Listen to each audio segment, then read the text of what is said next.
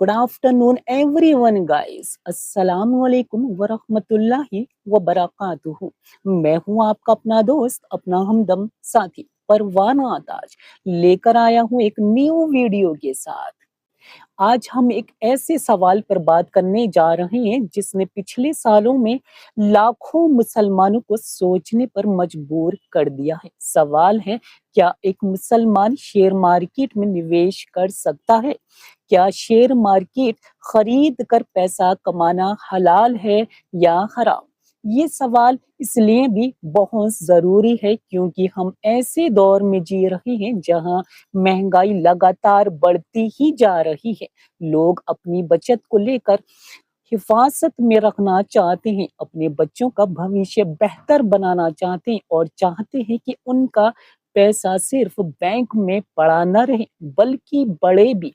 ऐसे में share market एक ऐसा विकल्प बनकर सामने आता है जिसकी चर्चा हर जगह हो रही है।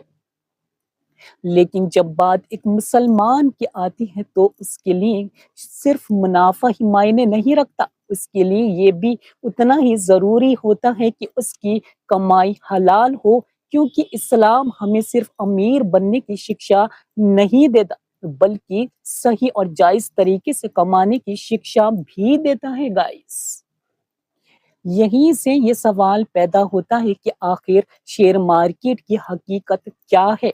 क्या ये वास्तव में जुआ है, जैसा कि कुछ लोग कहते हैं? कि क्या इसमें निवेश करना सूद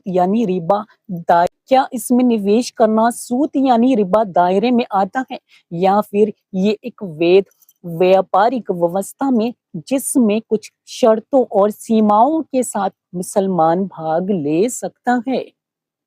दिलचस्प बात यह है कि इस विषय को लेकर लोगों की राय अक्सर दो हिस्सों में बटी हुई दिखाई देती है। एक समूह कहता है कि शेयर मार्केट पूरी तरह से हराम है और इससे दूर रहना चाहिए, जबकि दूसरा समूह मानता है कि हर शेयर मार्केट हराम नहीं होता, बल्कि ये इस बात पर निर्भर करता है कि जिस कंपनी में आप निवेश कर रहे हैं उसका कारोबार क्या है, उसकी आय कहाँ से आती है और उसका बिजनेस मॉडल किस आधार पर खड़ा है।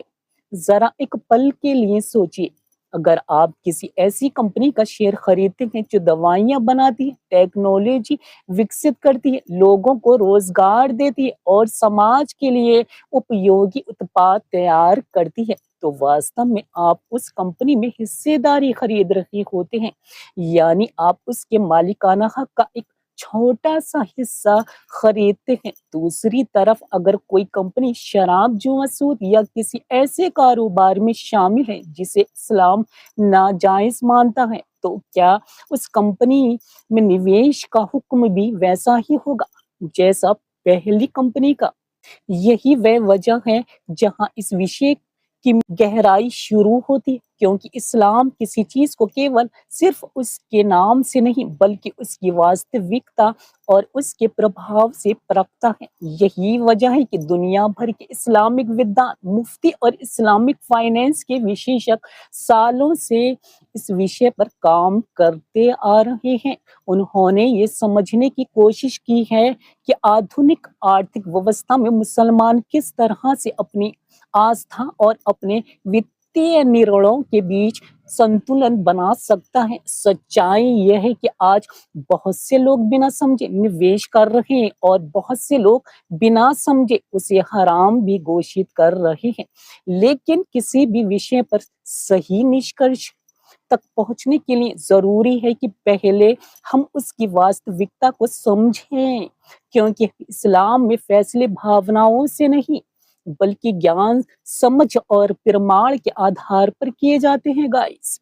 इसलिए आज की इस वीडियो में हमारा उद्देश्य किसी पक्ष का समर्थन करना या किसी का फैसला सुनाना नहीं है। हमारा उद्देश्य केवल सच्चाई को समझना है। हम जानेंगे कि शेयर मार्केट वास्तव में कैसे काम करता है, निवेश और सट्टेबाजी का क्या अंतर है, रिबा यानी ब्याज का इसमें क्या संबंध है, शरीयत कॉम्प्लांट कंपनियों का होती क्या है, आखिर में वे कौन से सिद्धांत हैं जिनके आधार पर कई इस्लामिक विद्वान कुछ प्रकार के निवेश को जायज और नाजायज मानते हैं।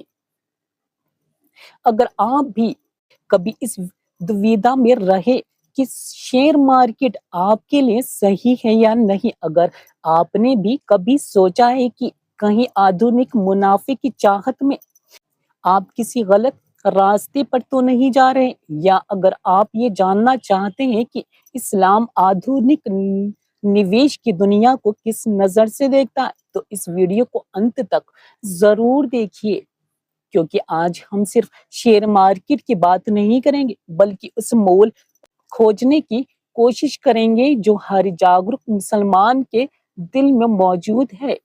क्या मेरी कमाई अल्लाह की नजर में हलाल है? तो गाइस, मेरी वीडियो को लाइक और सब्सक्राइब करना, शेयर करना बिल्कुल भी ना भूलें। और मैं हूं आपका अपना दोस्त, अपना हमदम साथी। Thank you so much guys.